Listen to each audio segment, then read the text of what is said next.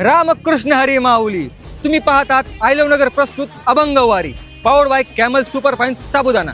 आज आपण आलोय अहिल्यानगर वरून थेट कोरेगाव येथे निवृत्तरायांचं उभे रेंगण पाहायला. चला तर मग या वारीचा हा क्षण अनुभवूया. चला. अश्वधावे अश्वा मागे वैष्णव उभे रिंगणी, टाळ मृदुंगा संगे गेले रिंगण रंगण. तोच माय तोच बाप विठुराया पंढरीचा, आलो भेटीला सख्या श्रीरंगार विठ्ठला. अहिल्यानगरहून आपण आलोय हरिनाम गात गात गावच्या गावे मागे टाकीत कर्जतवरून कोरेगावकडे. आणि याच दरम्यान धांडे वस्ती येथे आपण अनुभवणार निवृत्तीनाथांच्या पालखीचे उभे रिंगण. आता या उभे रिंगणाला जाताना पहिला प्रश्न हाच होता की उभे रिंगण धांडे वस्तीमध्येच का? म्हणजे अरुंद रस्ता, आजूबाजूला संपूर्ण शेती, त्यात एवढे वारकरी जावणार, मग मोकळ्या पटांगणात का नाही? पण थोडंसं पुढं आल्यावर याचं उत्तर मिळालं. संत श्रेष्ठ निवृत्तीनाथ महाराजांचे पादुका मंदिर. आणि वारकऱ्यांसोबत बोलताना समजलं की हा या पालखीचा पारंपरिक मार्ग आहे. याच मार्गावर निवृत्तीनाथांचा अश्व धावणार. मग आली पालखी. पालखी येताच सुरू झाला विठोबा रखुमाईचा गजर.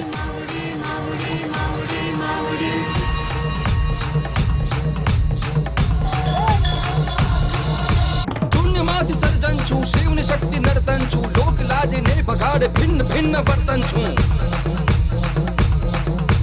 नहीं नर नारी नहीं बालक मां भेद सो, कुदरत नु हास्य करी कुदरत ने छेद सो. बहुचर ना चाचर मां रमती हूँ भक्ति छु, नहीं जीवती शिव हूँ शिव अने शक्ति छु.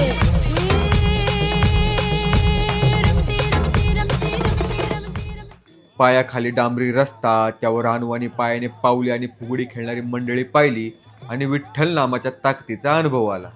त्यामध्ये मीही माऊली माऊली नामाचा जयघोष करत जोर बैठका पद्धतशीर मारल्या. आणि हे सगळं करत असताना सुरू झाला रिंगण सोहळा. अश्वांची दौड सुरू झाली. पताकांची दौड, अश्वांची दौड, विठोबा रखुमाईचा गजर याने परिसर अक्षरशः दुमदुमून गेला.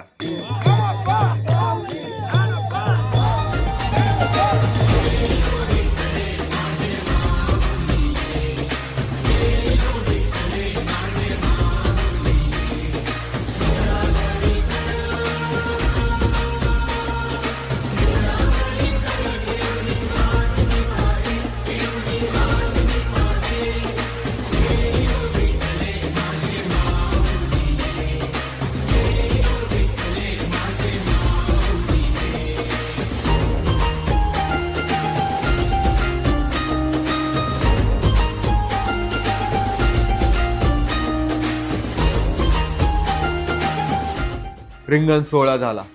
पावले निघाली मुक्कामाच्या दिशेने. पावले टाकता टाकता आम्ही भेटलो एका ताईंना. ताई संपूर्ण परिवारासोबत त्यांची वारी करत होत्या आणि त्यांनी गायलेली गवळण तर ऐकाच. रडण्याचा गोळा तुला खायला देते, खाण्याचा गोळा तुला खायला देते.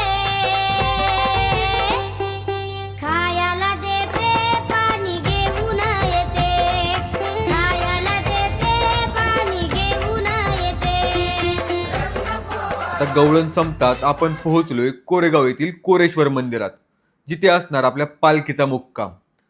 तिथे पोहोचताच आपण कोणत्या गावच्या यात्रेला आलो की काय असं वाटायला लागतं. आपल्या मॉलमधल्या शॉपिंगला फिक्क पाडेल असं या आजी पर्सची शॉपिंग करत होत्या. कुणी पायपीट करून आराम करत होतं, कुणी स्वतःचे पाय दाबत होतं, कुणी उद्या कोणता मार्ग, उद्या मुक्काम कुठे म्हणून वेळापत्रक पाहत होतं. गावकरी पालखीच्या दर्शनासाठी लगबग करत होते, पण वारकरी मात्र शांत आणि समाधानी भावनेने विठ्ठलाच्या भजनात तल्लीन झाले होते.